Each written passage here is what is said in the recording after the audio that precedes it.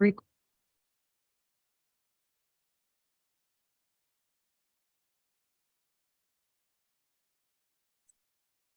Oh, thank you.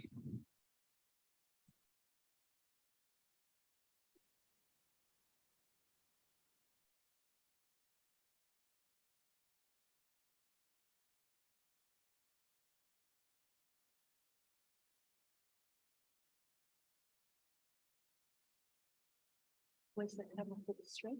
The camera is up there.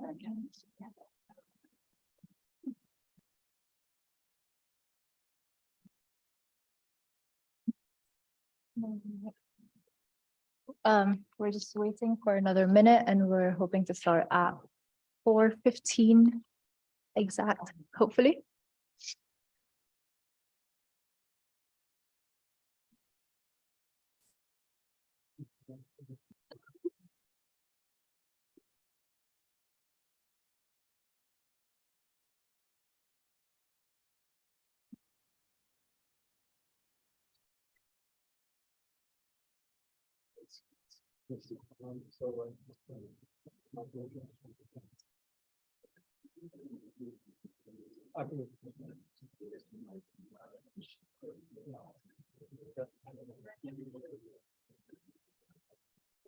Okay, hope we're ready to go with the live stream as well. Yep. Hi, everyone. Welcome to our keynote and live stream to everyone that's just joined. To those of you that have been here with us all day, an extra big thank you. And we hope that you've enjoyed your day. To those of you who are joining us at the live stream, welcome to the Decolonise Architecture Festival. For those of you that don't know us, we are Decolonise Architecture. My name is Harsha Gore, and I'm a Master of Architecture student at the University of Edinburgh. My co-director is Mohit Bakht. He is a Master of Architecture student at the University of Bath. So we are a not-for-profit organization that originated at the University of Bath in July 2020. We offer solution-driven movements tackling institutional racism and systemic bias in architectural education and the wider profession. We are very grateful to today be hosting our very first in-person event at the University of Bath with such a stellar lineup of guests. So before I introduce them to you, I wanted to talk a little bit about how the keynote hopes to run.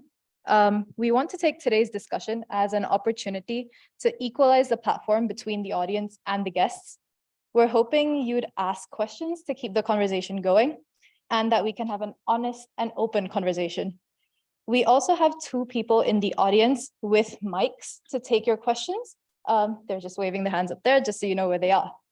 I'm going to briefly introduce our guests, but then I'm also going to ask them to introduce themselves again in their own words. I'm going to give a very classic Wikipedia style introduction, but what I'd hope you guys do is to reintroduce yourselves, especially in the context of how you interact with the architectural industry. Yeah. So we have Professor Alex Wright. Alex is a professor of architecture at the University of Bath and has been the head of architecture at Bath since 2008. He previously served 2 terms as chair of SCOSA, which is the Standing Conference of Heads of Schools of Architecture, and 2 terms as a nationally elected board member of the Architects Registration Board. We have Marsha Ramroop. Marsha is an award-winning equity, diversity, and inclusion strategist and founder director of Unheard Voice Consultancy. She was the inaugural director of inclusion and diversity at the RIBA. Marsha has over a 30-year career in broadcasting as well as at the BBC. We also have Muyiwa Oki. Muyiwa is the Millennial RIBA President-elect. He is an architect at Mace Group, focusing on technology and innovation in construction. Before Mace, Muyiwa worked at Grimshaw, where he helped set up and was chair of MEGA, which is the Multi-Ethnic Group and Allies Network. This is my super quick Wikipedia introduction. I'd like to start off with Alex, if you could try to tell us a little bit about how you've interacted with the architectural industry over your career and what insights you think you can bring today as per your narrative.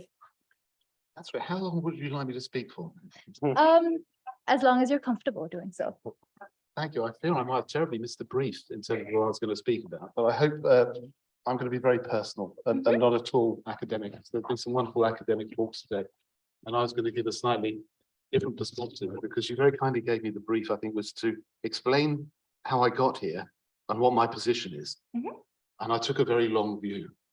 Partly because I think I was talking to first year yesterday, as Freshers' Week was on us, and it got me to thinking about how on earth I started the journey of becoming an architect.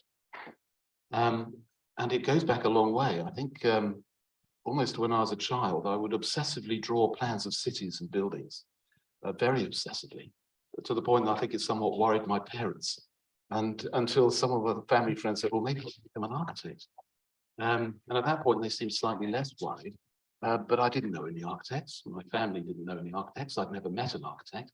So I think at about the age of 8 or 9, I wrote to the RIBA. In fact, I might have written to the RIBA president, bless them. And they told me how to become an architect. It got me thinking, what was it about architecture that appealed to me at that age? And I think the first architect I encountered wasn't a real person at all. It was a character from a film. And the film, for those of you that know it, was 12 Angry Men, directed by Sidney Lumet from 1957. I didn't watch it when it first came out. I'm not quite that old, but I think I saw it on TV as a young child, and it made such an impression on me. It seemed to have directed the course of my future life. And this is a bit of a spoiler alert if you haven't seen 12 Angry Men, but it's a jury room drama. And in it, the premise is that at the beginning of the film, in a murder trial, there is one person who votes innocent and 11 that vote guilty. And then during the course of the film, the 11 guilty votes gradually change to innocent until the accused is acquitted. And the only thing the director tells you about the person that initially votes innocent is that they are an architect. That's the only crumb of personal information you have about juror number 8 until the final scene of the film, when you find out his name is Mr. Davis. And he was played by Henry Fonda. And there must have been something incredibly attractive about that character to have such an impression on me. And if you haven't seen the film, he is the hero of the film in many ways. And he is coolly rational throughout. He's fiercely independent in his thinking. He's very intelligent. He's very curious. He's very imaginative. And he's Henry Fonda. So perhaps it wasn't surprising that he made such an impression on me. And then very recently, I thought I'd watch it again with my youngest son, who is obsessed with film. And I thought I should watch something in black and white for a change. And on the basis that I think he got 100% on Rotten Tomatoes, we watched 12 Angry Men. And I realized I completely misunderstood the film. All these years later, I realized that the whole film, every character and every scene, it was about bias. It was about prejudice. Throughout the film, that was its one recurring theme. And I wondered how I could possibly have missed it. And when I watched it, it was a similar sort of time when I heard Marsha speak about unlearning. And the unlearning comments she made, it made a real impression on me. And I've been obsessively thinking about unlearning ever since. Because as an architect and latterly as a professor of architecture, I've spent much of my time thinking about learning. And learning is relatively straightforward.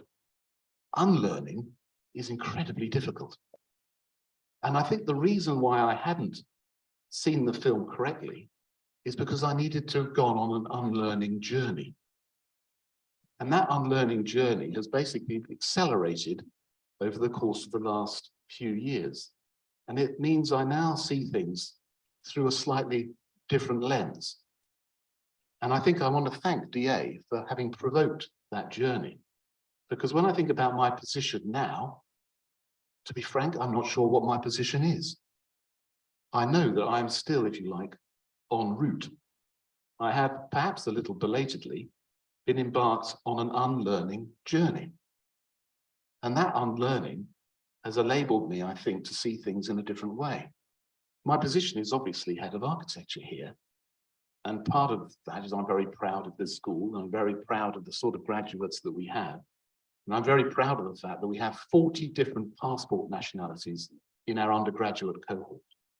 We have students from around the world, and that's wonderful for this School of Architecture. But it places on us obligations and challenges as to how we teach architecture and what we teach. And it also places obligations, I think, especially on staff, as to how we unlearn. And I suppose that's what my position is at the moment. I'm en route. But thank you, DA, for provoking the journey. It's been an enjoyable one so far. Thank I'm not you. quite sure what the destination is. Um,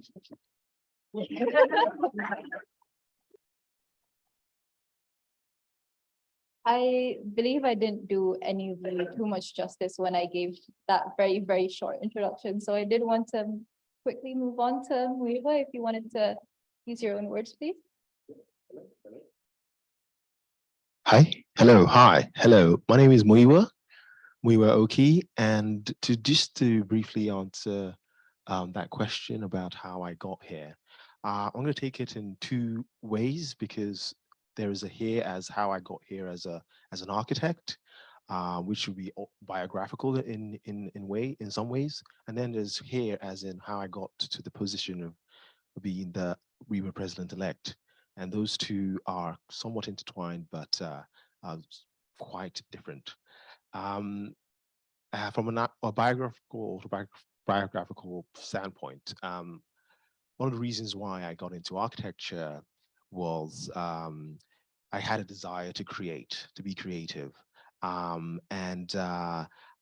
during that point in my life, in your lives, when you're like between GCSE and A levels, you're thinking about who inspires you, what you want to do, and what your life in the future would become.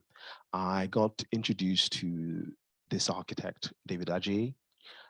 He did an exhibition about urban Africa.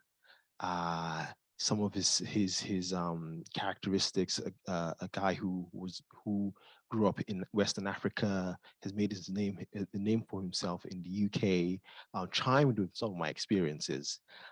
He was also recently, at that time, commissioned to do an African history museum in Washington, DC, which had really cool details and references to Africa. And as a sort of a diaspora kid from London, it was something to aspire to.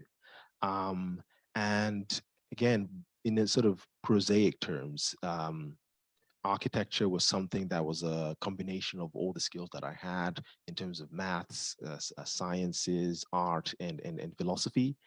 And it was something that again, in prosaic terms, something that my parents were happy for me to do, because I didn't feel the joy or need to do something that this classic stuff about doing economics or being a medic or doing law, which is something that your parents from Nigerian background or African background, they feel like your kids has to do these core subjects. I didn't feel any joy from that. So I went to university and I learned about what architecture could be based on what the cool things that David Adjaye was talking about. And what I have learned so far is that architecture is outside of just aesthetic design. And when I went to the University of Sheffield, it was a fantastic sort of learning about the sort of social engagement, civic innovation part of architecture, which in hindsight would have or could have been a sort of an inspiration for where I am now as RIBA president. And now that I am talking about RIBA, I have some notes about how I got there. So I'm just going to read it out to you directly so that I don't misstep. So one of the reasons why I did that was because I know that there's a basic human need to feel included, and to create an inclusive environment is where people work productively together towards a common goal. And that's why I believe the Leonard Society of the RIBA is needed to bring architects, the wider sector, and society together to advance architecture. And how I got here is because I stood for the RIBA president, following a grassroots campaign alongside my peers, including Charlie over there, which focused on speaking up for the future architect. That's us. And what the win has done is to give a voice to large section of the community that feel detached to this community of architecture and who feel also disenfranchised. And what I believe it is going to do is create a bold step forward for next generation of civic innovators, that's you and I, to take responsibility and ownership of our profession. And I believe this type of inclusion matters because we have to dream and plan for a new type of architecture, a profession that's happier, where employees and employers have value, which is appreciated and rewarded throughout society. Thank you. Thank you.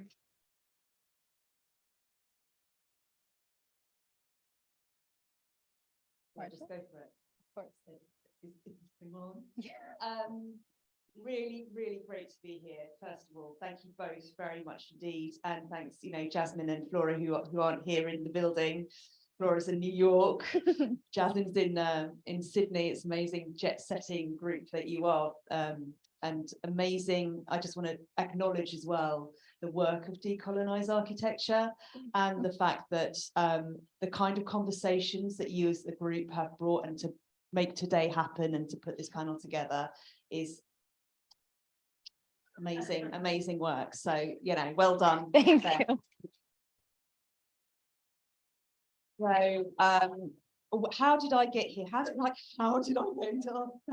end up here? It's a bit one of those questions, existential questions. I haven't always worked in architecture at all, and I had a 30-year career in broadcasting, and before I ended up in the seat here with you. And how do you move from one to another? And when I was thinking about, what do I say to you about the journey that I've been on to end up in architecture, I was thinking it's really moved within me as well, because whilst I was working as a journalist and as a leader in the BBC, there was always an idea of we need to do diversity well. And we know what that should look like. So we know why we should be doing it, because, better license fee, justification, etc. That's a good thing, right? They didn't know how to move from one to another. And certainly when I was a leader running radio stations, even when I was running radio stations, I couldn't move the team from knowing, say, for example, the diversity monitoring week would be coming up, and then suddenly throw in, black people at breakfast time and women in the afternoon show and disabled people in the news. And it was very tokenistic, stereotypical approach to diversity. And then when the monitoring period was over, well, we'd forget about them the rest of the time. And I started looking for an answer to how we can do this better. And that's when I discovered cultural intelligence, which I'll probably talk about a little bit more later, but it's the capability to work and relate effectively across difference. And it's the how. How do you move from knowing why you want to do diversity and inclusion better to actual action? And tried to implement that within the BBC, and it wasn't as successful as I wanted. And it's had my little side hustle, Unheard voice consultancy, and I'd been doing that for a few years whilst doing some inclusion work within the BBC, and I'd chosen to leave that and continue my work in consultancy when the job at the RIBA came up as Director of Inclusion. And it was a case of, I want that job, I want that one. And the reason why I felt like that was because it harked back to, well, the first thought that went through my mind was Stephen Lawrence, And I remembered that he wanted to be an architect. And I did wonder, if the Lawrence family are involved with RIBA. Little did I know. And then the second thought that went through my head was the work that they've just been doing on the palaces of Westminster obviously have been a discussion for many, many years. And I remember listening on the radio to a discussion about how one of the options was to just simply close down the whole building and move Parliament potentially around the country, and they could sit in a circle and they could just have run our country in a slightly different way. And I remember listening to this radio program, and there was actually incredulous laughter that that could actually happen. You know, people could sit in a circle and discuss policy in a collaborative way. Because when you think, and then it got me thinking, you know, we have this two-party system where they literally face off each other in a very pantomime way, of course, as well. And how much does that serve us as people, and how much space then informs and how you are together? So that's the way I had been thinking before that job came up. So as soon as I saw that job, all this went through my head in like milliseconds. That's why I want this role, because I thought if I could influence the creation of inclusive spaces, I could influence the creation of an inclusive world. So I'm here to change the world. So that's how I ended up here. And certainly, you know, doing the role at RIBA has been so rewarding and so enriching, and having the opportunity to sit on a panel like this was amazing. The fact that I've since chosen to leave and to continue with my consultancy on my own is also around and staying in the built. I'm absolutely committed to staying in the built environment, because I've been inspired in the architecture sector. There have been people who have moved the idea of spaces from my head to my heart.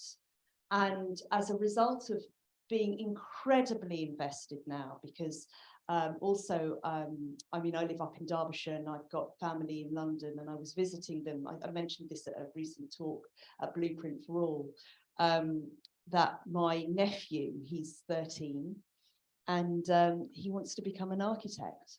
And he's of Indian, Caribbean, and African Caribbean background. He's a black child from North London, and his designs, his concepts are like next. Like, he's properly talented. And I worry actually that he's going to enter a profession that he'll find barriers in, and I want to be part of the solution for trying to help build a more inclusive profession. So I'm now personally invested in making more inclusive profession as well.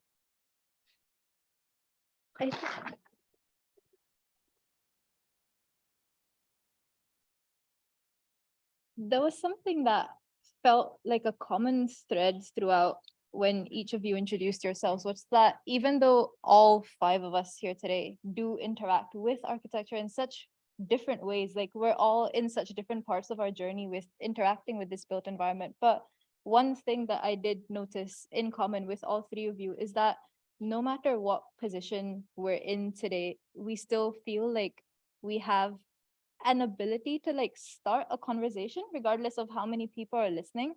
Do you feel like, how do you think the way you actually got into this industry affects the kind of conversations that you want out of it? Like, what are you looking for from it, really? Any of you are happy to go first, really. Can I take that one? About, so obviously not, you know, coming completely fresh into the architecture profession and not having any experience, so dare I say much interest before, you know, other than hearing that and thinking those things, and being aware of space in that way. You know, I live in places, you know, that's as far as it went. So coming into the profession, and certainly coming into it during lockdown as well, there was this idea that how do I have a conversation about inclusion in architecture when we're all in our own home offices? And how do I engage with a profession I don't even really know? And so the way that conversations ended up starting was I was engaging with people who wanted to engage with me, You know, that's one of the things that happened during COVID, is engagement was by appointment as well. You kind of, you know, didn't bump into people like, you know, that you might do nowadays in the Bauhaus in 66 or even in the cafe here. And so I was pushing then at doors that were already open, because those who were engaging with me were doing so because they wanted to. And so that's kind of how those conversations started, was that people come to me and I know those doors were open. And the question has since been asked, well, what about those who just aren't interested? Like those people who aren't in the room right now here, interested in decolonized architecture, aren't they the ones that we should be trying to get to, right? And for me, and I think certainly for a lot of people like me, I think that there is a role to be played in pushing at the doors that are already open, rather than expending the emotional energy on the doors that are closed. Because for a lot of the journey, we have to use the power of the energy that is in movements. And as we grow that movement, we can then find other doors will start to push with, I don't know, the breeze.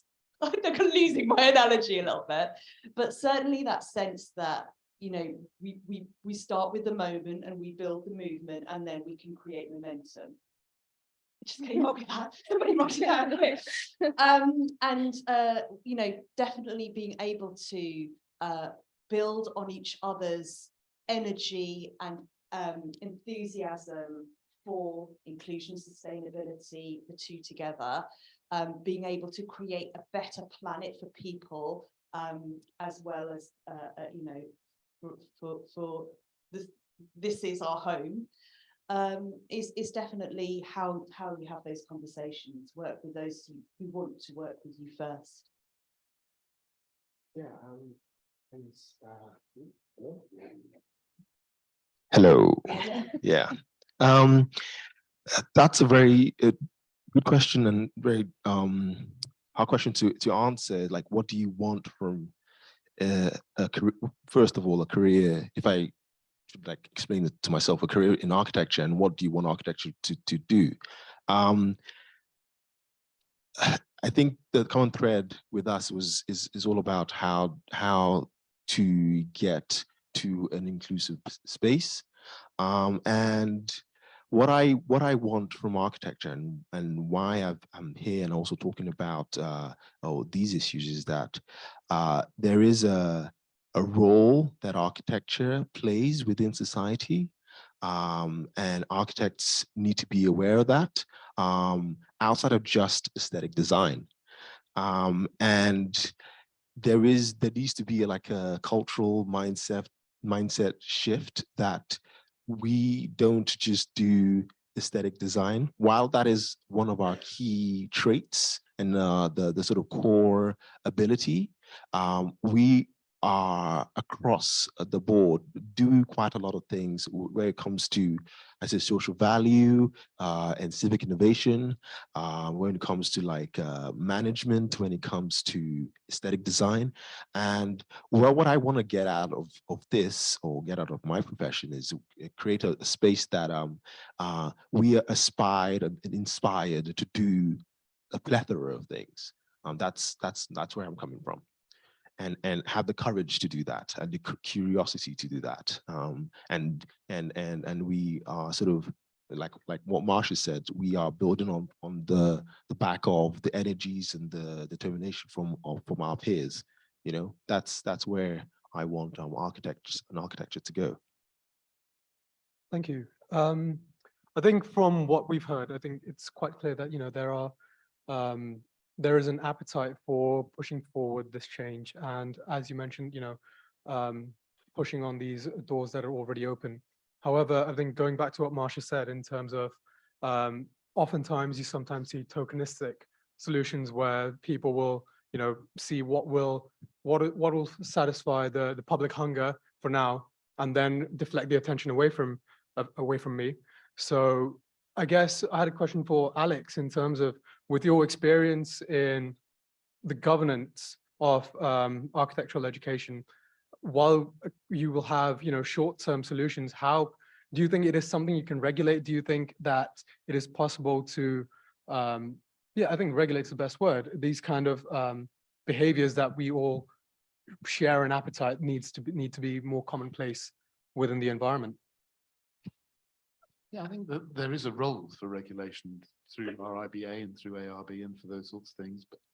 But oddly enough, I think it's a little bit like with architecture itself. What changes things most quickly is success, sort of successful precedents, successful examples. And regulation is a bit of a difficult beast in that regard to use to affect change. And it often actually follows behind actually some other changes which occur. And one of the most successful ways of changing attitudes or even changing the way we build buildings is to build a building which is exemplary and different. And that's the same, I think, with the cultures we work, whether in education or in practice, whether you can come up with something which is a new model, which is demonstrably successful. It's actually then amazing how quickly you can change, if you like, the culture so that that new model becomes aspirational to many other people. And that, I think, often then regulatory bodies and professional bodies often also then swing in behind that change. But I think what we desperately need are really good examples, and they don't have to be huge, but they need to be demonstrably successful examples of what you're trying to achieve. And I think that's the most effective way of generating change. I was just wondering, because as we mentioned, and this was open up to the audience as well, and you guys are all, welcome to participate at any point. If anyone here has come across examples of, it doesn't have to be in architecture, it can be in any facet of life where, where such a model of increasing the equitability or the inclusivity of a particular field, how you think has been successful.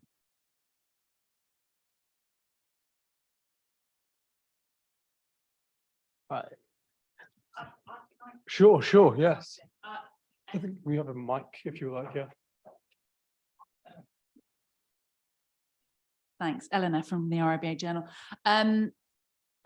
Muyiwa, you may be best to tell me the truth of this, but I've seen through one of the programs that we run called Rising Stars that in Grimshaw there has been a really strong movement among some of the younger team there to go out and create building projects with students. I guess they're sort of GCSE A-level students. Yeah, skill rule. Yeah. Thank you. With Stephen and others. And that has seemed to have created a certain atmosphere in Grimshaw, as well as helping individuals outside of Grimshaw who may want to get into the profession or may do in the future. It also seems to have created a different atmosphere in Grimshaw, from my reading from a number of people, that has maybe something entrepreneurial, maybe some feeling of positivity for change. Is that your experience? Can you think of any other places where that's happening? Yeah, and that's a very good example, because I was trying to answer the question. I think, yes, in Grimshaw, it's a fantastic space where there's that collegiate environment that is fostered across the different teams.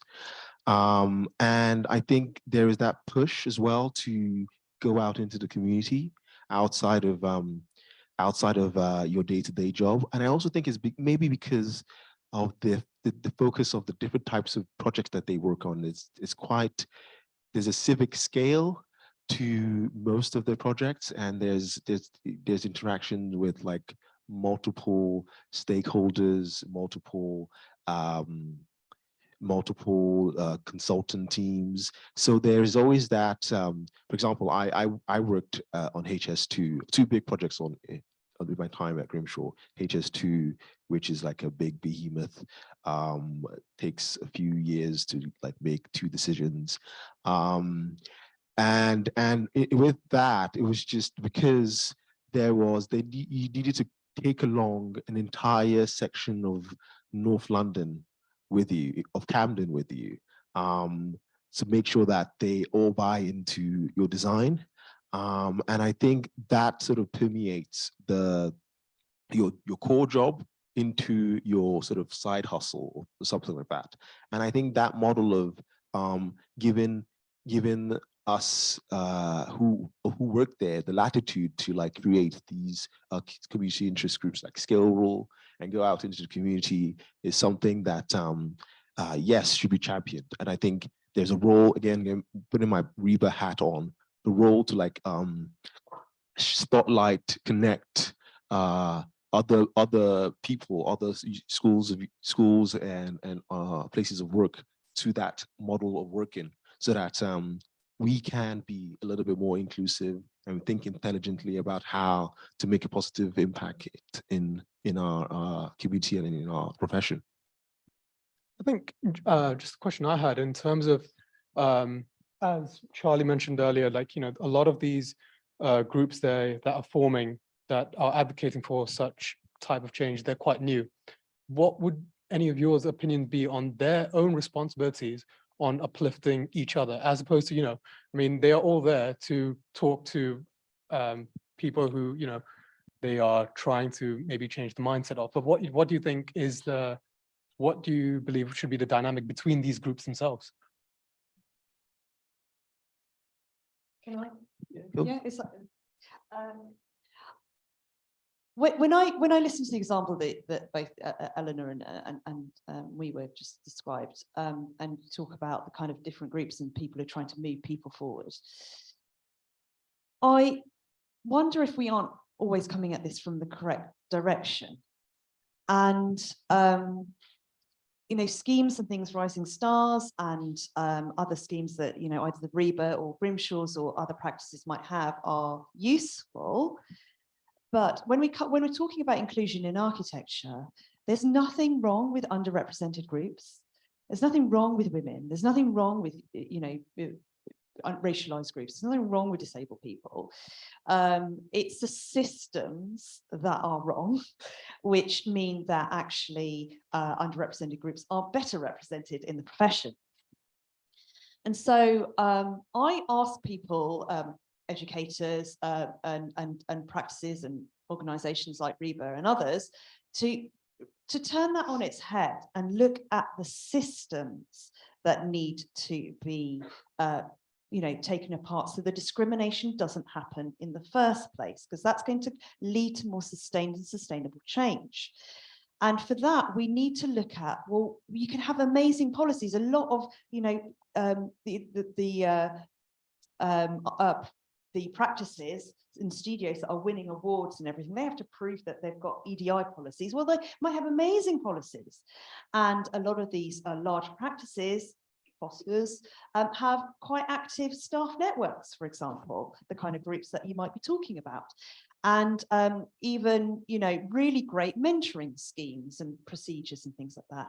But if you don't have the behaviors that will actually implement those policies, the ones that will support those networks, the ones that will actually ensure that those reverse mentoring schemes are delivered with equity, then you're not actually going to achieve the equality, diversity and inclusion that you're hoping for at all. So that's why, if I may, I do want to spend a couple of moments talking about cultural intelligence, because cultural intelligence is the capability to work and relate effectively across difference. And it's the only academically proven behavioral skill that results in inclusive behaviors. So why more people aren't, you know, aware of it and doing it, I don't know, but that's why I'm here, to kind of spread the word. But not only is it because it's a capability, it's improvable. And so when you bake it into personal and organizational behaviors, then you bring about change, inclusive change. And I'm super proud of the staff at RIBA that I was working with, Eleanor included, who have you know, taken on what it means to be culturally intelligent and are really trying within their roles as staff to influence what they can in the profession. But it needs membership to buy into this idea as well, because it is a membership body. and far more engagement from the membership. You've got 55,000 members and only 12,000 voting in the recent elections. There needs to be more engagement from the membership to be in the profession for society, for the inclusion of all people, and to really bring that diversity of thought. And so those groups that you mentioned, that who we're talking to, who we're trying to engage with, that engagement is done meaningfully, because we can do community engagement from a tokenistic, stereotypical point of view, or we could have the behaviours to ensure that it's a proper inclusion of the people in Camden and beyond. What are the behaviors then? Just if you want to what are the behaviors that we need to embody? You'd like me to describe cultural intelligence? Down my water. So there are 4 capabilities. So the research question behind cultural intelligence is, what's the difference between those that succeed in today's multicultural, globalized world and those that fail? What's the difference between success and failure when wanting to work and relate across difference? And this question has now been asked of 250,000 people across 170 countries. And the answer that keeps them coming back and keeps them being verified is that you need 4 capabilities.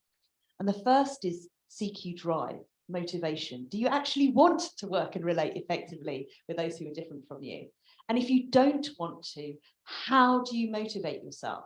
Because when it comes to working and relating with those who are different from you and across difference, defensiveness gets activated, discomfort gets activated, fear gets activated, unhelpful bias gets activated. And so being able to have the skills, and there's an assessment, and you can pinpoint your areas that you need to work on, helps you motivate your way through that. And so a really, really important part. First one, do you want to? The second is CQ knowledge. What do you know? What do you need to know about lived experiences that are very different from your own? But beyond that, what do you know about different business systems? So how this school might work with a different school of architecture, for example, or how RIBA might work with ARB, or how a small practice might work with a big one. These are different cultures.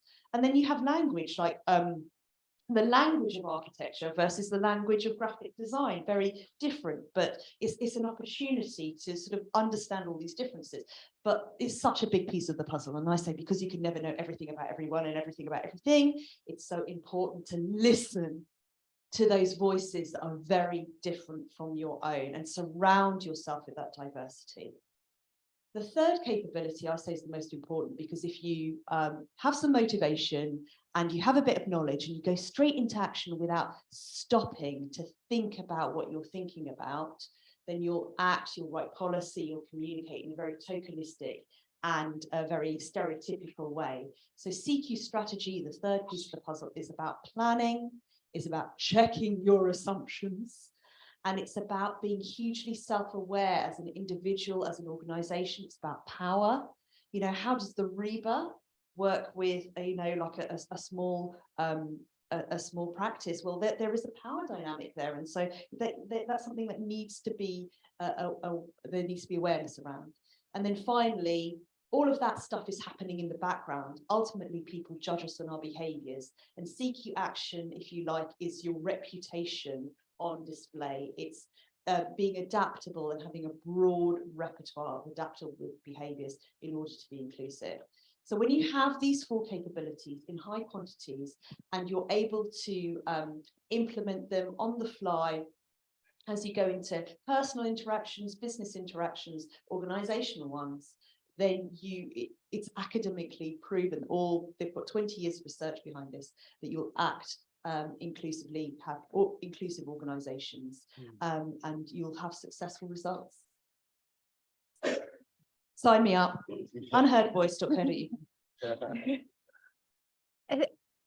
Yeah.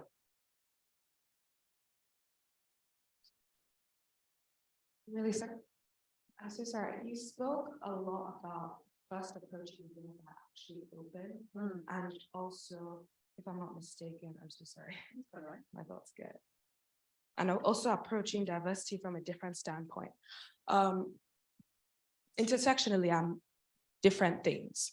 I'm Black, I'm an immigrant, I'm all kinds of things. And I find myself having to force my way into certain places, even places that are supposed to be open for me. Even if I have the correct documents, even if I've done all the research, even if everything is ticked, it's very difficult to navigate those places, even if you are code switching and presenting yourself in the manner you're supposed to present yourself. So how would you suggest, I feel like we've spoken a lot about what to do other than how to do it. And in architecture, I'm mostly told what was done wrong in certain situations, but I'm never hearing anything good. And we're always told to just kind of be the change. And it's very difficult to be the change, especially when there's no space for you and you have to continually force space to happen. And I love how you were talking about the emotional energy of that, but it gets to a point where do you want to get something done or not?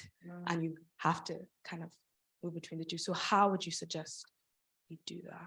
It's hard, very, very hard. No, thank you so much for that question. I think from my perspective, first of all, look after yourself is the number one thing. The second point that I think needs to be made to the whole room is it's not for the discriminated against to mitigate your bias. And it's really, really important to develop your allyship skills and to surround yourself with good allies, because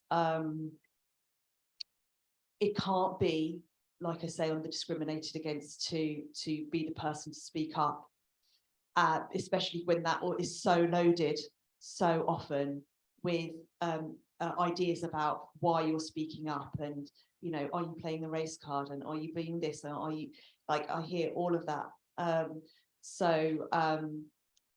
Building a network around, so that's one of the key things around the employee staff networks or groups like pride groups and things and so on. And when you're a member of lots of those different groups, be part of all of them or none of them, but it's a great place to find emotional support and to be able to share with people who have experience that's similar to your own and can help you navigate, because every situation is different. And so there's no one single answer. I would say this is the responsibility for those situations lie with the people who are creating that situation for you. It's not for you. I know you're trying to get something done, but at the same time, you're human, and you deserve to be looked after and have your well-being looked after. And so the onus really is on the organisations that we're working for to be better. And that's kind of why I'm doing this role, is to try to give them the frameworks to be better, the behavioural frameworks, the procedural ones, the policy ones. Muyiwa and I and Charlie, we're fighting for these things as vocally and as emphatically as we possibly can. If everyone in this room could, the RIBA did a post recently on Stephen Lawrence's birthday, which linked to an article about, some first steps around allyship. Look that up and just take those first steps to try to do that. And as an architecture school, look at what you can do to encourage that kind of support, so it's not for the underrepresented to have to deal with those matters. On that, actually, I wanted to ask, when we talk a lot about allyship and developing these skills, like some of the experiences that we've had since we started DA is one of the recurring kind of questions is, well, whose responsibility is it really? Like when we're trying to, decolonize our mind, like who's the one that's leading that agenda? And I wanted to ask this of all three of you, because all three of you have such different leadership responses to this. Alex, as someone that can, who runs an educational background as well, I wanted to ask, like, is this something that can be checked? Like, is this something that can even be represented in education or in a membership body such as the RIBA, or is it just something that you should know, and how do we get that message across really? Yeah, it's very interesting to hear the comments so far. I think maybe what I should say is, as an example, I think, and this isn't just because you organized the event and I'm just being kind to you, but actually the way in which DA went about trying to influence things was extremely effective. The strategies that you employed, the way you went about sort of building a kind of pathway that enabled people to understand where you were coming from and where it was going, that enabled people to kind of join with you in that, and to just create space for you to kind of have a say in what we were doing. And I'm not just saying this because I'm here, but it has had a fundamental effect on the way the staff think about these things within our institution.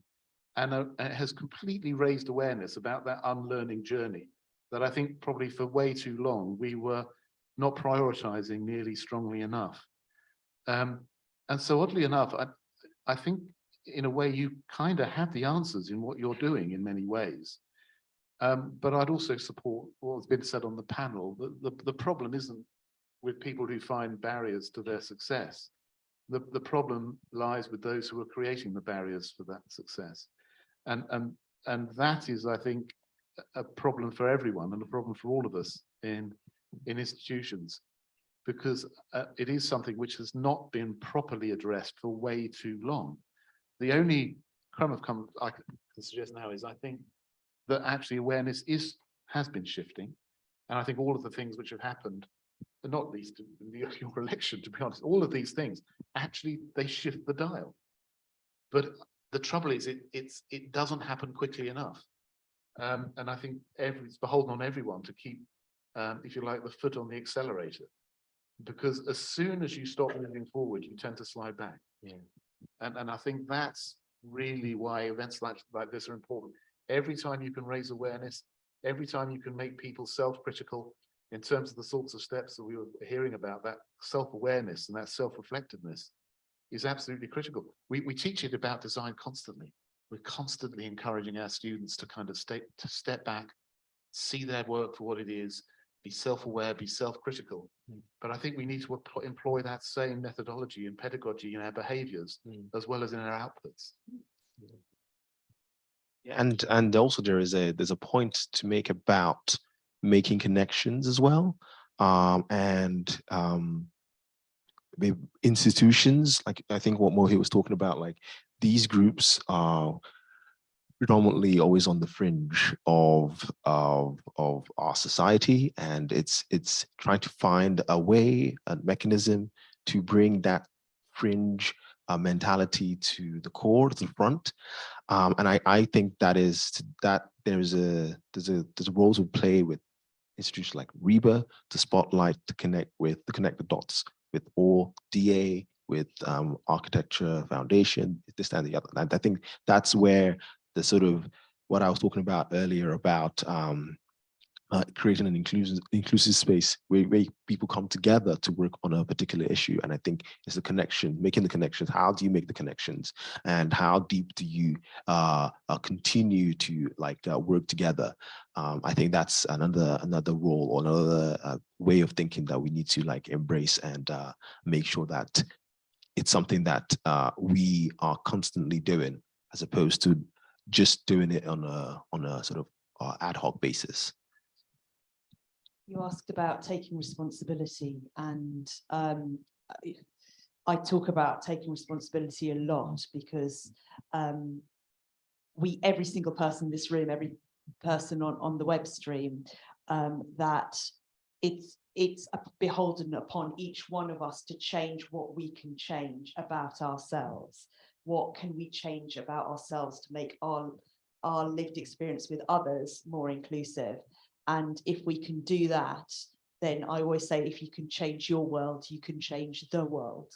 And taking it in that respect, do what you can. But the onus always, if you're from an underrepresented group, there are others who probably need to do a little bit more heavy lifting. Lots here. I'm gonna let the person with the mic choose who goes first.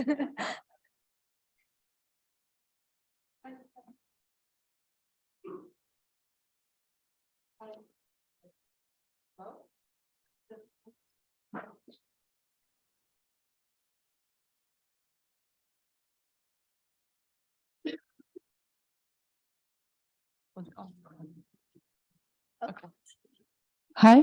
Oh, no, there we go. Sorry. Thank you so much. Sorry about that. Hi, my name's Adana. I'm actually not from Bath University. I've come from Cardiff. An intruder. Yesterday we've had a EDI a discussion day with all our staff and from postgraduate to the bachelors, and we had a mixed year group discussion, and we chose to end with pledges. And in between our kind of diverse group, we tried to make personal pledges and maybe pledges to wherever we affect, therefore like our unit, our classroom, the studio. I just wanted to ask, where do you think that stands within like accountability and changing your world and the world around kind of? Yeah, I think, I mean, I'm not an expert on diversity and inclusion thing, and most of my experience comes from a personal sort of individual level. When I was at Grimshaw and we set up a mega, the multi-ethnic group in Allies Network, I think it was only successful because there was buy-in from senior leadership. And maybe there's a privilege in the fact that I was very sort of open and chatty with a lot of senior leadership folk, where I could just, tell them that this is an important thing to have, and this is how you support us, and this, that, and the other. So that I recognized like there's a privilege of being friendly and close to a particular senior leader, and sort of stressing the importance of having a diversity network. But so yes, I think that we can have pledges individually and on a sort of localized level, but until we can convince the leaders, people who have the authority, to also sign up to pledges and work together with us, I think that's when you actually start to push the dial and make sure that it's something that's universal. Yeah. From my perspective, sorry, you should come shut me up in a second. Pledges are useful if you are then held accountable for them. So in addition to doing the pledges, who's going to hold each of you account? Are you're going to have a buddy scheme where you can say, right, I'm going to follow up with you next week, in a month, in 3 months, in 6 months, to see where you've got to with your pledge. What have you done to move you forward? And if you haven't, I'm going to, I'm going to come and I'm going to be poking you, and you can come and you can poke me, and we can work on it together. It's a bit like going for a run, really. Like if you decide, oh, my friend's going to be there, I better get up and put my trainers, then I'm going to go for the run. So it's a bit like that. And in the holding accountable piece is what's going to actually get it done. The writing on the bit of paper, maybe not. Yeah, I think they do have a role. I think they're sort of problematic, but I think they can be useful, especially at a larger scale. I'm sort of mindful of the impact that Architects Declare had in terms of the environmental and sustainability and climate crisis debate. So maybe you should start an Architects Declare around issues around DA and inclusion, and maybe actually having people in a public forum, big practices, organizations, individuals, actually pledging in that public way, it has an impact. And maybe that something like that, it can work. But I quite agree, it's not the pledge that's important, it's maintaining, it's upholding the pledge, which is the important bit. What sort of pledges you guys made? Well, the discussion was with the mixed group, so we'd have someone, a member of staff, and then we'd have maybe a unit tutor and then some first years. So we didn't really put any numbers to it, but it would be more of a, if you were from an underrepresented group, you would say something like keep a positive outlook and don't kind of give up on the chance to talk to your tutor and like back away from that first discussion, especially when you introduce yourself, be able to just say, I am from here. I would like to include this in my introduction because it's relevant to this. Something as small as that, or to a tutor where they have to push for inclusivity and diversity training at the very first induction for tutors when they arrive. So it was kind of a sentence, but it wasn't, we had to sign it at the end. It was a piece of paper, and you'd email it to the collation kind of they wanted to make at the end. So I don't know about the poking part, but it's publicated for us. Hello. Kind of following up from the question that was asked before, I was wondering about the fact that we keep talking about diversity and inclusion as a challenge and something that needs to be faced. And I wondered if we could similarly shift that and see it as an opportunity, about sort of similar in the way that DA were able to expand Bath's university library with a whole different selection of references to build off of. And so I was wondering if I could invite the panel to spend some time speaking a more positive future into existence. That's a really good question. And I think absolutely. I think in terms of energizing people, generally people are much more energized by positivity, I think, than negativity. And actually, I think framing the question in the right way is enormously powerful as an architect and as a politician. And I think trying to frame it in a way where we actually look at these issues in a way which actually brings opportunity, brings benefit, because I think fundamentally that is what it comes down to. There are huge opportunities to be grasped and huge victories to be won, and little ones as well, in making sure that this debate is actually around examples and suggestions of how actually everything is improved, is made better for everybody through the way in which we respond to this, rather than thinking it as a problem that somehow needs to be solved or addressed in some way. It sounds such a cliche, but it is an opportunity. And in small and large ways, if we can hold on to that and make it a kind of, if that's our provocation for change, is to think about actually how can we make things better through this. I think that will energize people actually much more. Yeah, I second that as well. And the question, I think, was to see how to like reinterpret or remodel or reinterpret the quote unquote challenge and reframe it as an opportunity. And I think if you think about equity, diversity, inclusion as creating a better world, and with that talking about flexibility and innovation, I think it's a more positive. You're looking at it in a more positive light. And in my sort of experience of architecture as this sort of, in some ways, a linear path from part 1, part 2, part 3, and reimagining how your architecture educational career can be more innovative, more flexible. That chimes with this whole new age discussion about work in practice. There's lots of talk about like flexible working, and that there is an opportunity attached to that. You know, how do we work in an environment where people can, you know, decide their own hours and things like that. And I think if we look at EDI in that sort of flexible, innovative, outcome-based approach, as opposed to just thinking about a challenge to be overcome, I totally agree with you with that. And I think there is just that level of maturity that we can use to frame the conversation with the idea of it being flexible, and the idea of us being innovators in our own little ways. I think that's a positive way to like look at the challenge. I'm going to do something I'm going to say something I've not said before. I know. Cameras out.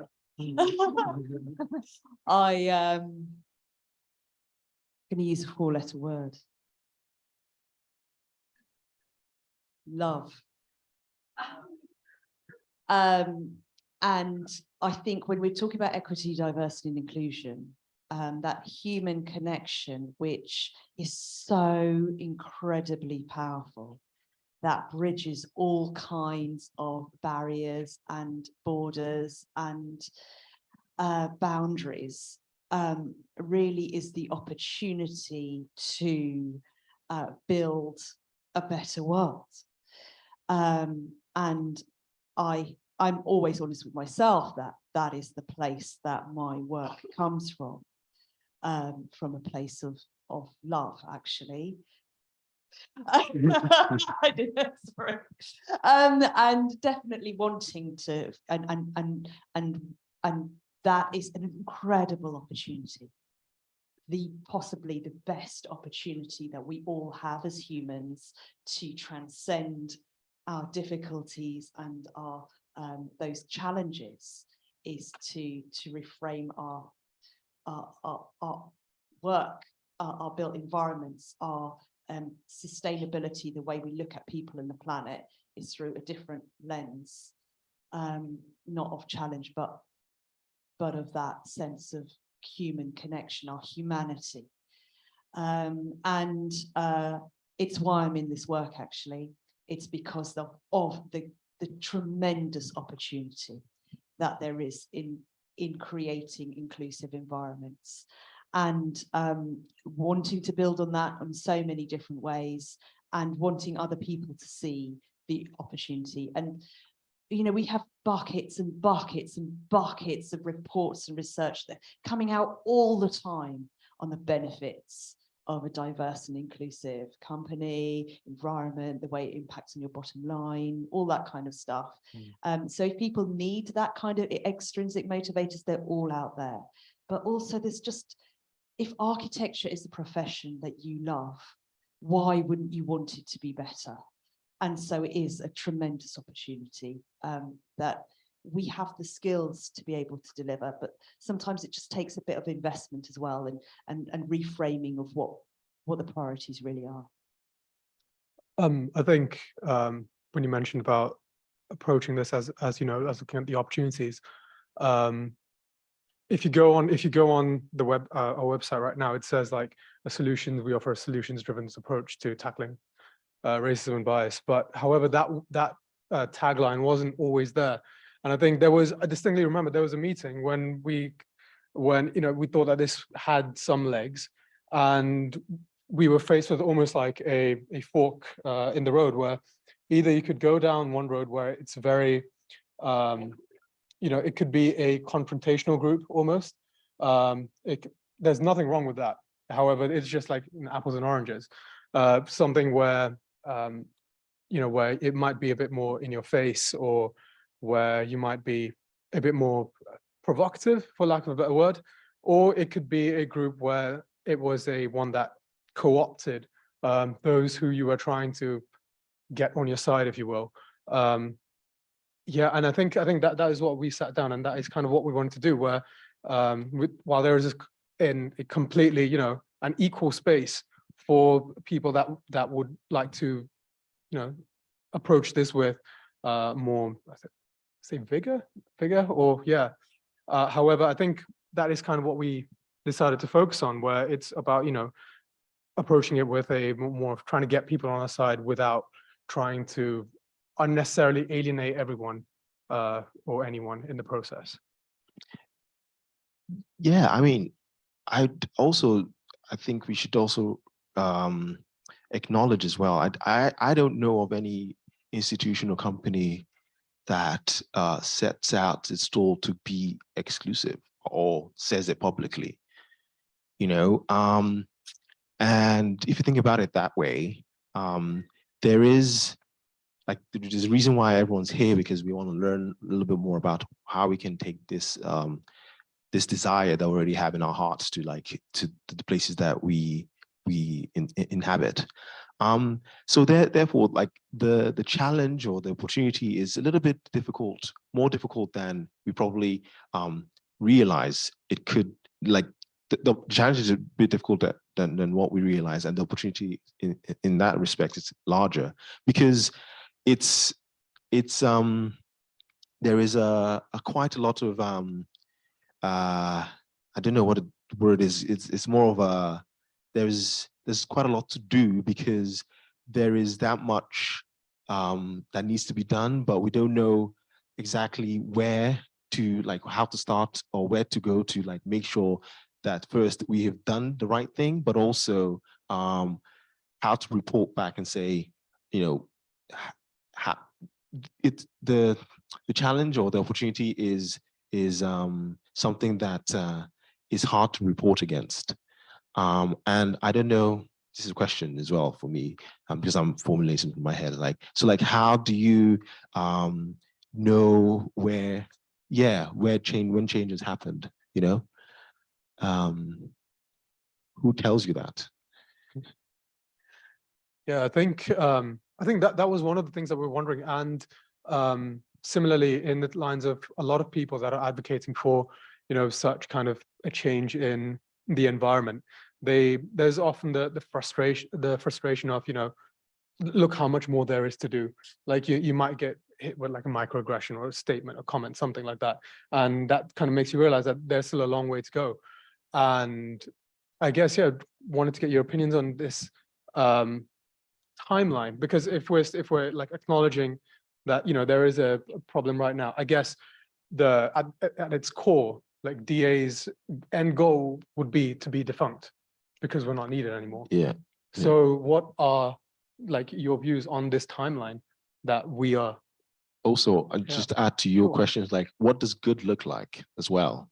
What do we think good looks like? And that's a question to the audience as well as.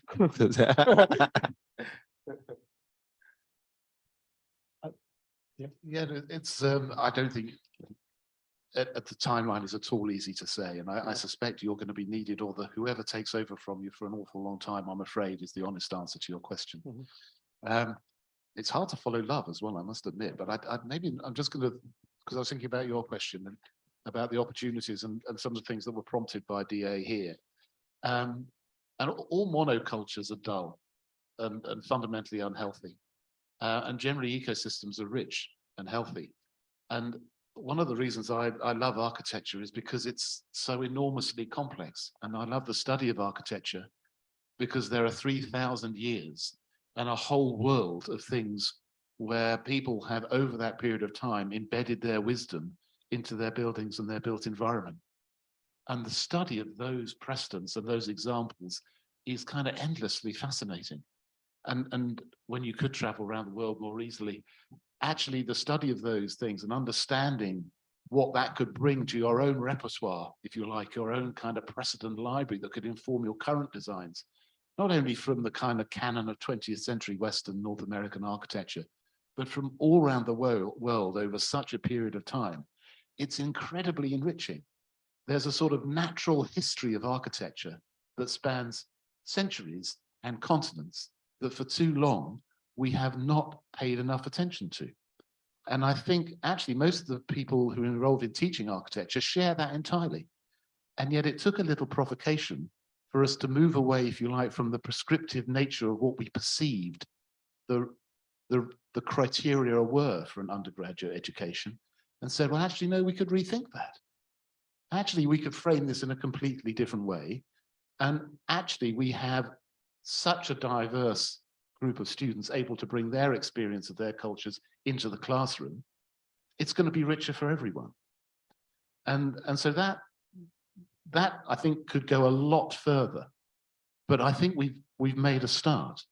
But it's one of the examples, I think, whereas actually once it's implemented, everyone thinks, well, why did we not do this for so long?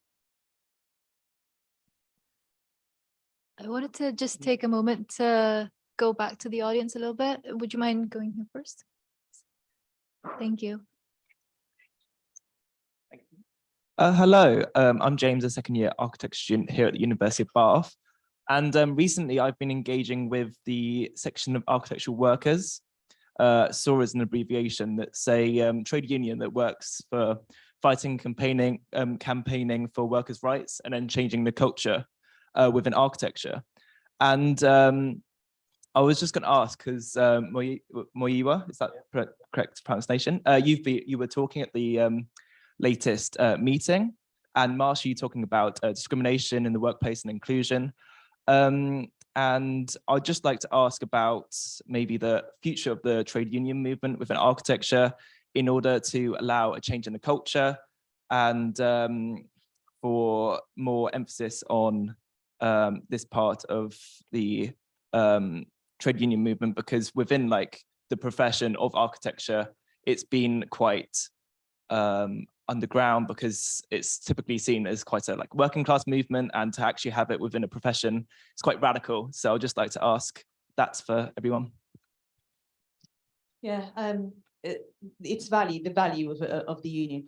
So one of the reasons why I think some of the issues in architecture have perhaps not only gone unaddressed in perhaps the way that they should have been addressed, is not because there's a lack of organization, but because organizations are sort of disparate and all, functioning their own silos. So you've got, different groups trying to promote different ideas, doing all their different things. And I think the key to being able to bring about the change is to really centralize some of that organization, so voices are amplified, and then you can create this kind of echoes and the push that you need to create change. So my personal view on this is that it's a very good idea, and that it gives people a voice. I mean, that's the point of such organizations like unions, a voice, a structure to push for change, and policy-driven change, as well as procedural and behavioural as well. And I think it's really important, because one of the issues as well with the unionist movement can be at times they're not very inclusive either. So as long as they're built from an inclusive perspective as well, it should do a good job. So yeah, I personally would be all for it. Yeah, this is an interesting one. I'm going to put you on the spot in a minute, so be warned. But in many ways, the RIBA was in part, as a professional body and organisation, a union for architects in some ways. The ARB is the regulatory body, in the same way that the GMC, and apologies if I get my acronyms wrong, but the GMC is the regulatory body for medics or doctors, but the BMA is the union. And although it's a professional body, it's there to lobby for its members. And actually, I think there's an opportunity for the RIBA to act as an umbrella and to bring some of these groups within its orbit more closely, because fundamentally, I think that is part of its role. If you're a member of the RIBA, in a way, part of what you do is, the reasons you join, is that sense of the fact that collectively, you'll be able to act more effectively in implementing change, especially with government and big organizations, than you could as smaller organizations. So maybe that's an opportunity for you. So I put the president-elect on the spot. Yes, thanks for that, Alex.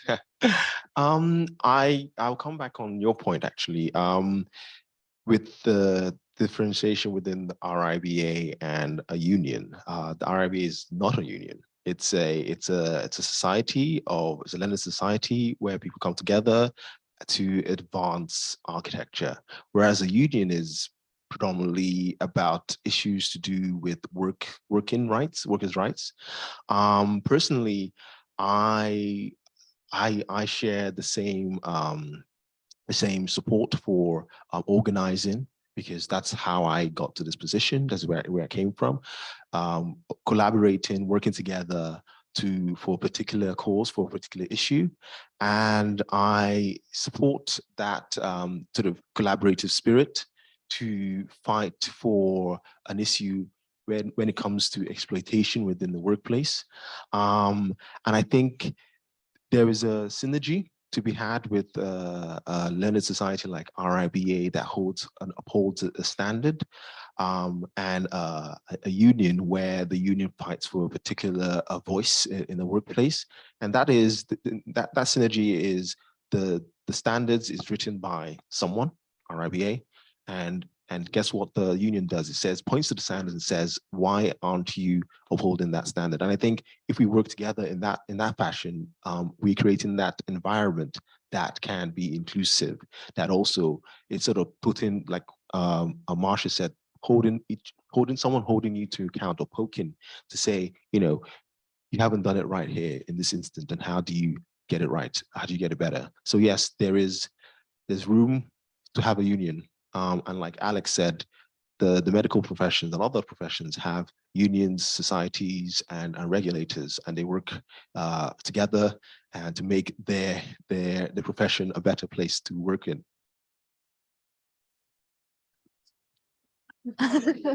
There was another question in the audience. So you mentioned the 4 steps, with the beginning one being a willingness to help. Yeah, I was wondering what you proposed, or just generally how to increase engagement, and not just with what we're talking about today, but with the voting. You mentioned that there's not much engagement at all. I wondered, yeah, how you would increase engagement with that. Yeah, thanks for that question. It's a complicated one, but it starts with engaging with people where they are. So there needs to be a different kind of communication strategy, and there needs to be a different kind of building of trust and reputation. And that's complicated, but it starts with, so if you take an organization like this university, how do you communicate with people about issues around inclusivity? So, for want of a better platform, you've got a number of social media platforms, and you've got the opportunity of events like this, a lot more done on video, a lot of, you can do things like within every single meeting, mandating some kind of inclusive practice. And it's a building up of lots of different things, where people then start to create this idea that actually, if I want to bring about some kind of change, I need to be engaged in this particular activity. And really pushing forward, a vote is, your voice, your power, and your right.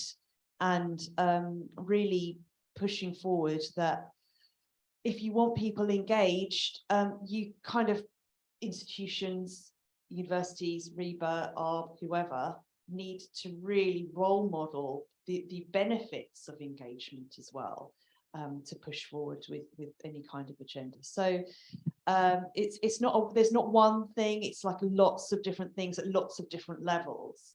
And it's quite a sort of big strategic piece of work, but I know people are on it, right? They're on it. Actually, something just came to my mind about keeping a method or a thing to keep the conversation going. When I was working on a project called NLHPP, North London Heat and Power Project, one of the key ambitions was to be the safest project in public procurement or something like that. And with that, they had this kind of gimmicky, somewhat gimmicky approach to it, which kind of evolved into something very, very like positive. It was something called safety moments. So at the beginning of each meeting, that were like more than 5 people, someone had to prepare a safety moment, so that the idea of working in a safe environment was constantly embedded in everyone's psyche. And we did it for a couple of years, and the safety moments became kind of like silly. We were talking about, trip hazard and like plug sockets and things like that. And then we decided to think about it as a sort of like a leadership working group, about like, we can expand safety moments from just safety moments to like health, safety, well-being moments. So because safety is one thing, but there's wider conversation about like how to be safe in the workplace. And I think what I'm trying to say is, when you have a sort of system to like, spoke about the key issue, the key ambition in the project or in your university or the workplace, a mechanism like safety moments, keeping it as a constant refrain in your psyche, finding that sort of playful way to make that happen. I think that's a sort of easy win, I'd say, for making sure that inclusivity, diversity is talked about, and maybe it's something that we can just take back and think about how to actually have that dialogue daily, as opposed to just in symposiums like this. I had a question actually. This is coming off of you speaking about this safety mode. I've been thinking about kind of the power of language when it comes to topics like these. So using words like safety, or even the difference between EDI standing for equality, diversity, and inclusion versus equity, diversity, and inclusion. I just wanted to ask, based off of that, like the way we present topics like this or speak about topics like this does tend to affect what their general kind of the consensus of these things is, if that makes sense. Like how we present it almost directly impacts how people receive it, doesn't it? But with things like the work that we're doing, there seems to be it's a little bit of a tougher line to navigate, because it becomes, so just to kind of like bring in another personal anecdote, maybe sometimes we've had conversations as DA where people have come up to us and said, talking about race is hard for us as, for example, a white person, because we don't feel like this is our space to talk about it. And that's not really true, is it? Because race affects everyone. The kind of power imbalances that come with racial discrimination affect everyone. So it's how does language and how does the way we say these things impact the way they are received, and maybe like the longevity of these kind of movements, would you say? I can take this if you want. Yeah, you're both looking at me, so I'm going to take it. Absolutely, language is everything. That it's the way we live is through how we think affects how we behave and how we speak. So how does language impact, and what sort of language should we use? It depends, is what I'm going to say. And actually, it's a bit of a catchphrase in cultural intelligence. It depends, because it always does. The circumstances, who you're with, how open they are to the kind of conversation you're having, whether they're going to take offense, if there's a slip up, if you're going to take the whole dynamic of it.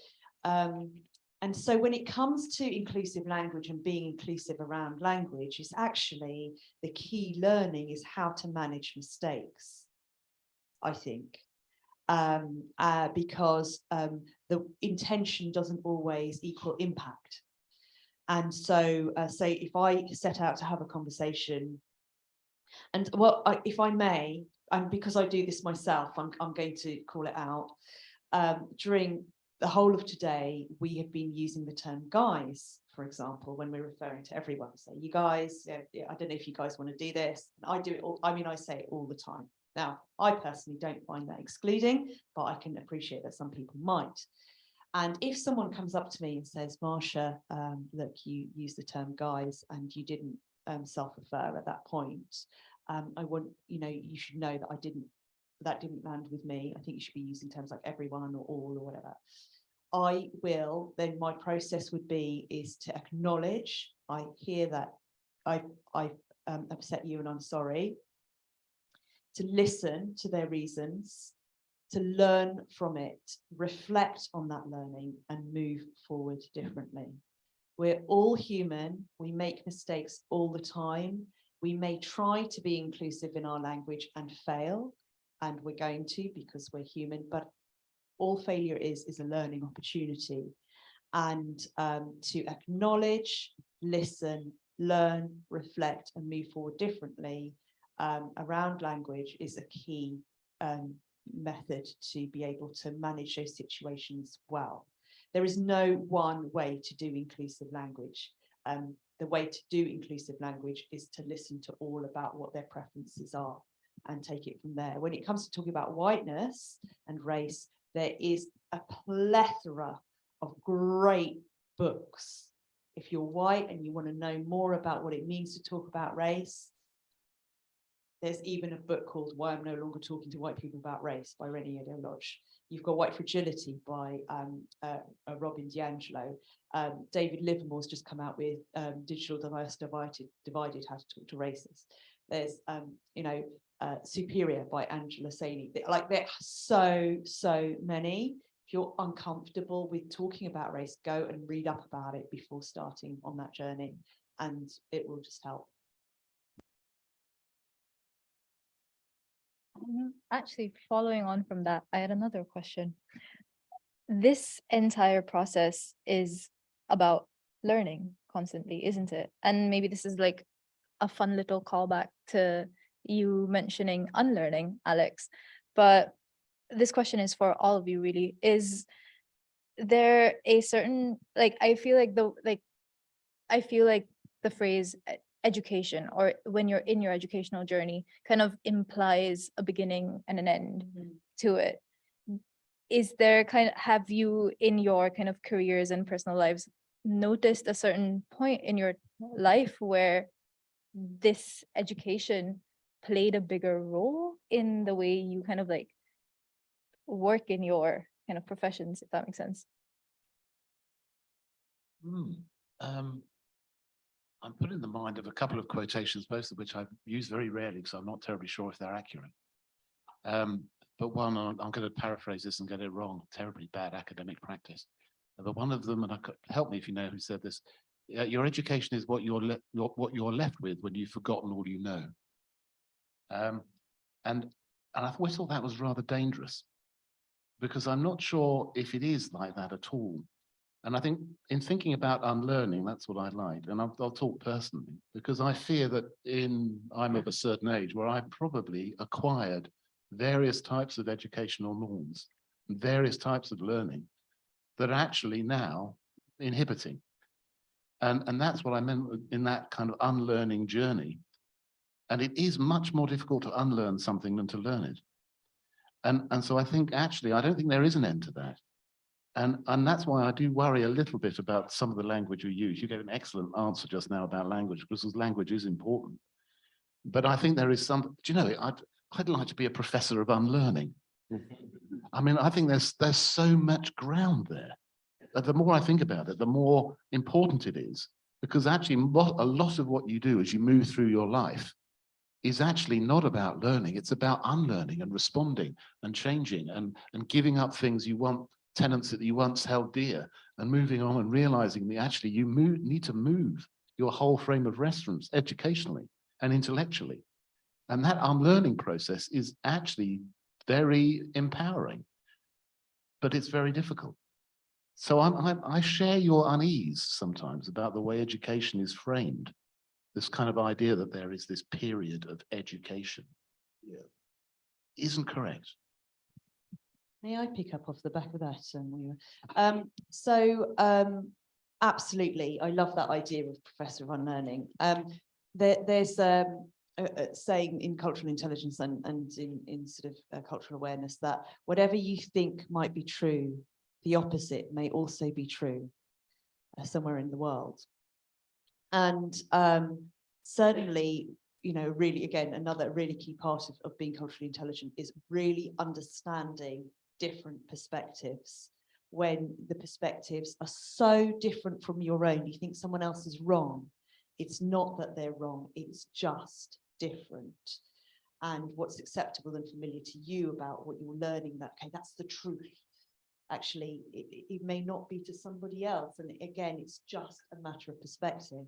So approaching all learning, education from the idea, actually, can we be robust and critical? I think is a key to really useful learning and education. And I wonder if there's something in that we're not allowed to be critical enough of those who are teaching us and investigate and interrogate what we're learning, so that we have a better journey through our education, throughout our lives, which of course, all of life is an education. I mean, where in my sort of synopsis of what you guys have said, it's like it's that ability to be flexible, like to be okay to know something and believe it's true, but also be confronted with something else, and also have that sort of flexibility of like mind to be like, well, that was true for me once, and now it's something. My mind has been changed because the facts have changed and my understanding of that issue has changed. So therefore, I will be flexible enough to change and unlearn and relearn. That's all I kind of have to say about that, really. Did you want to add something? Or? I did Sure. actually, sorry. There was just one thing that occurred to me when you were speaking there, which was about how we polarize ideas as if they need to be some kind of binary, this or that, rather than this and that. This and certainly feeling that actually there needs to be a lot more of an understanding that you can simultaneously hold two truths, even though they may be seemingly opposite to each other. And that takes the word that you were using earlier, a maturity, a cognitive maturity, to say, well, no, maybe all of both. And so just to throw that in there. And I think that is those points. Do we have a question? Sorry. If you don't have No, go for it. Go for it. My question was regarding something you said at the beginning. Both of you highlighted that you'd been inspired by someone in the media before becoming an architect. And that's how, as a child, you were shown, oh, that's what I want to do. And obviously you've had experience in media as well.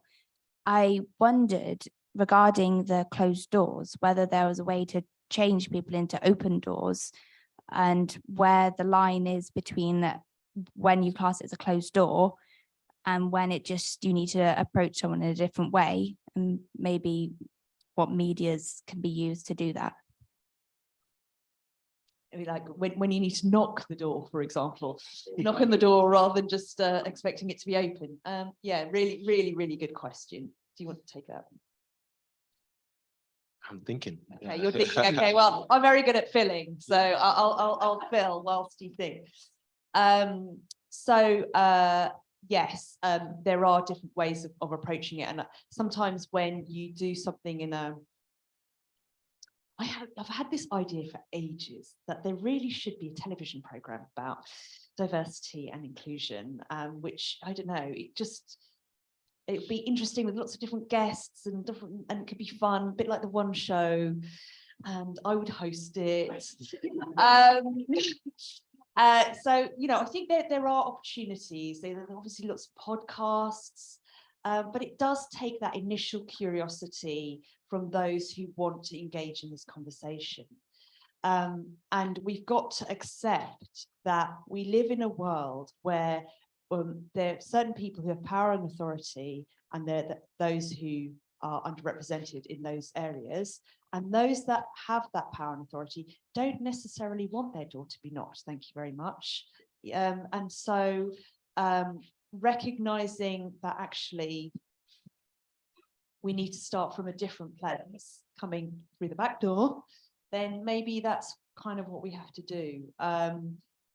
That there is enough of a conversation out there for those whose doors are currently closed. The clamour is outside the door. They just have to choose.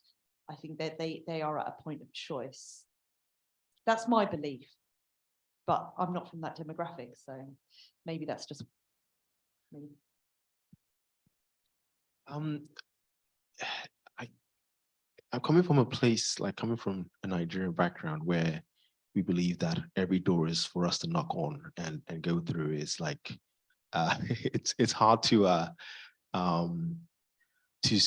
sort of like conceptualize not knocking on the door. Like, for example, there was no no doubt in my mind, but like when it came to when we talked about the position going forward, the RIBA president position, I was like, yeah, sure, why not? I'll do it. You know, it's a good position it's to be in. There's conversation to be had. I have a position as a sort of worker candidate who believes that we should be talking about diversity and inclusion. We need to be talking about climate action, and I'm as good as anyone. I think I don't want to say it's incumbent on you as an individual to like go knock on the door, but like I think there's also an awareness that some doors just you can. I think some people and most people think that you shouldn't disturb the status quo, and I believe that if we just sort of internalize the fact that the things that are around us are made that are not like natural, like trees and water and things, they're all made by people, and that's what we call the status quo. We can all change that. And I think if you internalize and just sort of realize that everything around you is malleable and flexible, you will be, I feel you have that sort of impetus and inspiration to just go and knock on the doors and break barriers wherever you see the barriers. I think that's from my personal point of view. Just be aware that everything around you is changeable. Yeah. Maybe also as a question. Just while you're changing the microphone, this is a slight Bath University segue, but I know Daniel was extraordinarily pleased when you came forward in terms of DA, and I know Rob is entirely supportive as well. So if there is anything that's bothering you, knock on our doors. I mean, I just really please knock on our doors. Hopefully our doors will be open, but even if they're shut, please knock on them, because we want to hear what you have to say. And I would hate to think that there was a sort of, I'm aware it's sometimes difficult. I'm a professor of architecture. There's that thing. Did you go knock on my door? Yes, you do. You knock on my door. Okay. That's a slight segue. Hello. Hi. I was thinking about the words you were using in the power of language on like knocking on doors and unlearning. And as a young student in architecture, I realized that I actually don't know anything and I haven't learned anything. So there's not much to unlearn. I mean, I think unlearning makes sense for you as a professor who's spent your entire life learning, but I don't know much. So maybe if there's another word or a different framework that we could use to talk about this. Yeah, I used to have a lecture I used to give, and at the end I just put 2 words on the slide in enormously incomparable, ridiculously large font size, and it just said, be skeptical. And I think in terms of moving forward now, I think what I would encourage you, maybe you're at the stage enough where you don't need to unlearn anything, you're sort of still acquiring things, but there is no certainty in knowledge. One of the things we're meant to taught at the in universities, if you like, is the limitation on certainty and knowledge and what those limits are. And there is considerable limits on everything that you might learn here. And you need to constantly be self-critical, self-aware, and you need to constantly be skeptical. And then I would hope your unlearning journey, should you ever need one in the future, will be that much easier for you. May I put a different perspective on that?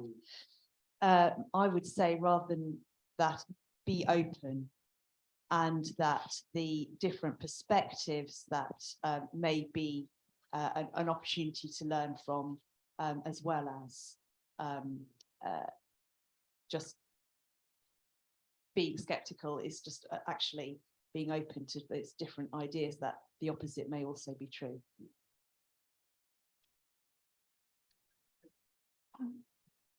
Yeah, sure.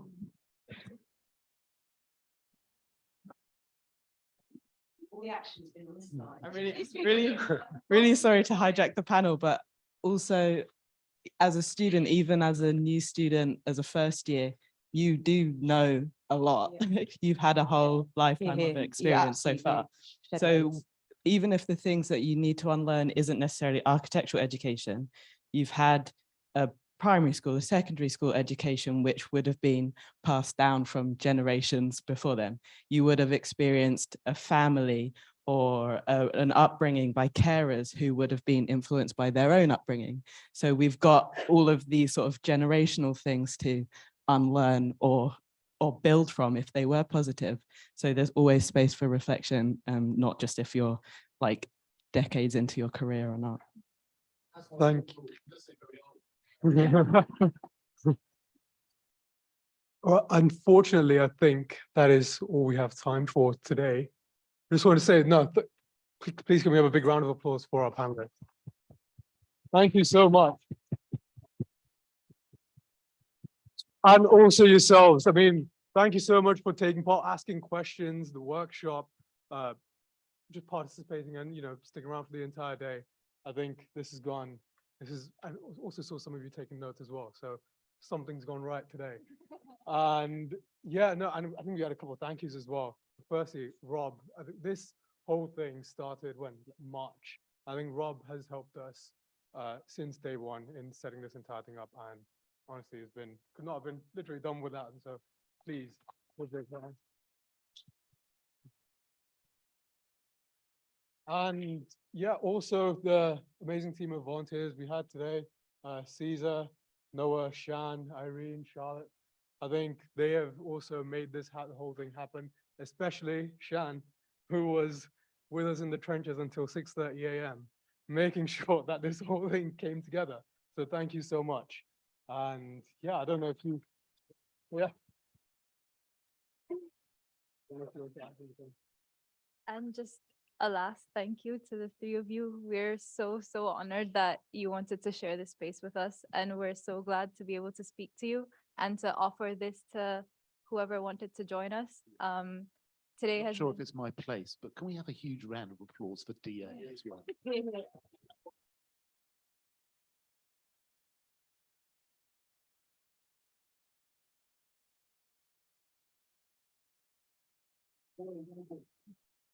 And for Flora and Jasmine, our two fellow co-directors who are in two different parts of the planet at the time being.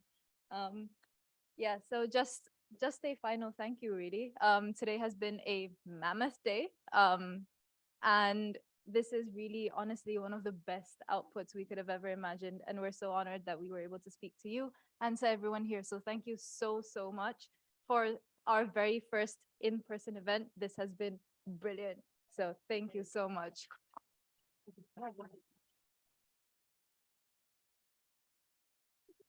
Also, one final thing. This is my last year in Bath. However, we have no intention of this being DA's last year in Bath. And I think the goal now over the next year is to turn this into a SU society as well. So that those positions, whenever they are decided, are all open for any of the students that are in here. Get in touch. Website, Instagram, honestly, just after now, there is space and there will be space. So yeah, I think that is as good a point as any. Call it a day. Happy Friday. Thank you, everyone. Jeez.